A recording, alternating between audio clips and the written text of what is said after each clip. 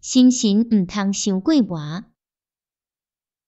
有人食甲真老，心神忧怨纵惊，不知有怨气，大大地活动。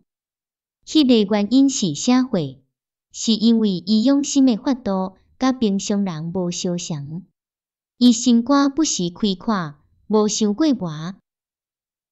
亲像迄个竹仔篮，风若一个来，就有声；风若点，就拢无声。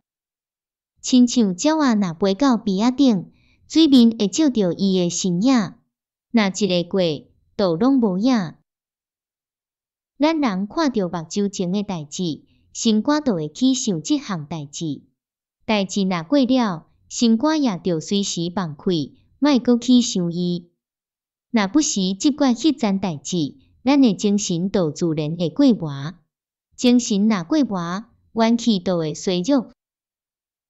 有食甲真济货，还会阁活动的人，伊是会晓想即个养心的秘诀。所以，咱人活动的源头，就是迄个心神拢完全伫咧。